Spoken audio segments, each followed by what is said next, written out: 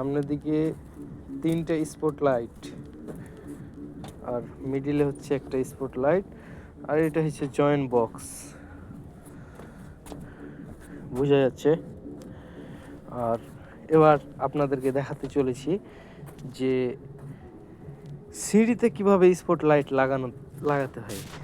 এই দেখতে পাচ্ছেন আমি এই পাশে এই স্পট বক্সটা কিন্তু 3 ইঞ্চি, আমি 4 ইঞ্চি কাটা নিয়ে এসে এপার ওপর মেরে দিয়েছি একেবারে পাইপ ফুটো করে, আবার ফুটো করে। আগে বাইরে আমি জিনিস ফিটিংগুলো বানিয়ে নিয়েছি, এই পাইপের থেকে এই পাইপ পর্যন্ত, এলবোর মুখ পর্যন্ত দিয়ে একে একে বসিয়ে দিয়ে তখন ব্যান্ড লাগিয়েছি।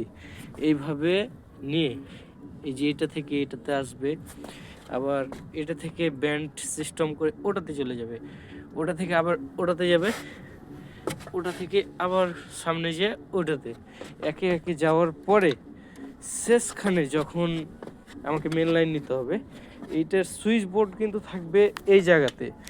অনেক সময় অনেক মিস্ত্রি কী করে, ওখানে মানে সিঁড়ির উপরে লাইনটা থিয়ে দেয়, ওপর দিয়ে যখন ওয়াল হবে এখান থেকে গ্রুপ কেটে নিয়ে আসে।